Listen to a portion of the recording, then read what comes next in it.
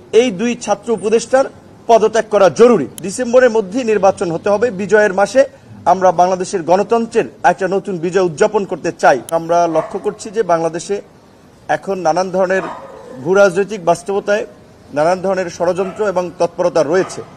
সেক্ষেত্রে একটি অনির্বাচিত সরকারের হাতে কখনোই দেশের স্বাধীনতা সার্বভৌমত্ব নিরাপদ নয়। ডক্টর ইউনূস সাহেব একজন সম্মানিত ব্যক্তি, তিনি জাতির ক্রান্তিলগ্নে হাল ধরেছেন। আমরা তাকে সম্মান জানাই, আমরা তাকে রেসপেক্ট করি।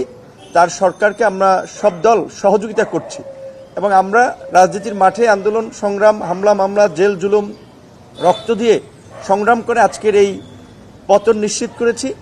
আমরা মনে করি দেশের ভবিষ্যতের জন্য, গণতন্ত্রের ভবিষ্যতের জন্য ডিসেম্বরের মধ্যেই নির্বাচন হওয়া উচিত। ডিসেম্বরের পরবর্তীতে নির্বাচন গেলে সেটি দেশে আরেকটা সংকট তৈরি করতে পারে। আমরা নানান বাস্তবতায় আমরা সেটি পর্যালোচনা করেছি।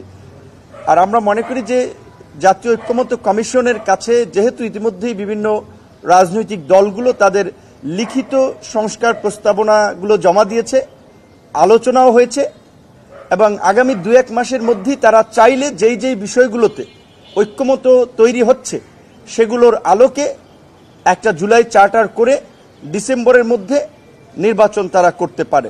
সেক্ষেত্রে এই জুলাই চার্টার 2-1 মাসের মধ্যে ঐক্যমতের ভিত্তিতে প্রণীত করে ডিসেম্বরের মধ্যেই নির্বাচনের একটা সুস্পষ্ট রোডম্যাপ আমরা চাই।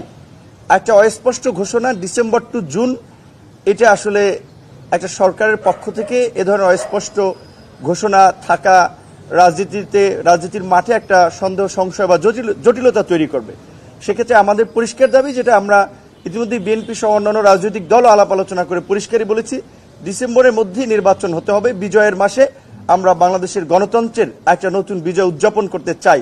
একই সাথে আওয়ামী লীগের যে রাজনৈতিক তৎপরতা আমরা দেখতে পাচ্ছি যে জুলাই অগস্টের পরে গত কয়েক মাস এটা না থাকলেও এই যে পুলিশ সহ বিভিন্ন বাহিনীর উচ্চ পদস্থ পদে রদবদল করা হচ্ছে, যেখানে রাষ্ট্রের একটা স্থিতিশীলতা আসবে, বরঞ্চ আমরা দেখি সেখানে আওয়ামী লীগের রাজনৈতিক কর্মকাণ্ড কিন্তু বাড়ছে, তাদের নানান ধরনের তৎপরতা চলছে।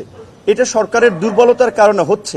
সেক্ষেত্রে ফ্যাসিবাদের বিচার করা কিংবা আওয়ামী লীগকে নিষিদ্ধ করার প্রশ্নে সরকারের পক্ষ থেকে শক্তিশালী ভূমিকা আমরা দেখতে পাচ্ছি না। বরঞ্চ সরকারের, আপনারা শুনেছেন এর আগে বলা হচ্ছিল যে বিএনপি না চাইলে তো হতে পারে না, সেখানে বিএনপির অবস্থান পরিষ্কার করেছে।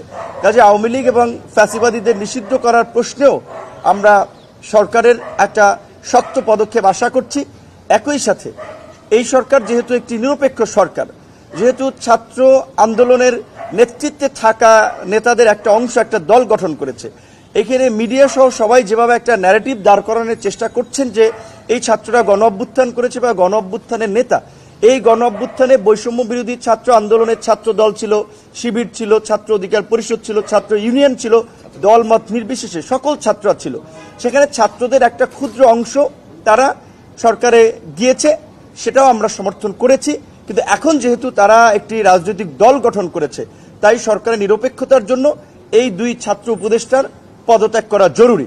এবং আমরা এটাও বলতে পারি, বিএনপির সাথে আমাদের আলোচনা হয়েছে, গণ অধিকার পরিষদের পক্ষ থেকে শীঘ্রই যদি ছাত্র উপদেষ্টারা স্বেচ্ছায় পদত্যাগ না করে কিংবা প্রধান উপদেষ্টা এই বিষয়ে ব্যবস্থা না নেয়, গণ অধিকার পরিষদের পক্ষ থেকেও এই বিষয়ে কর্মসূচি দেওয়া হবে।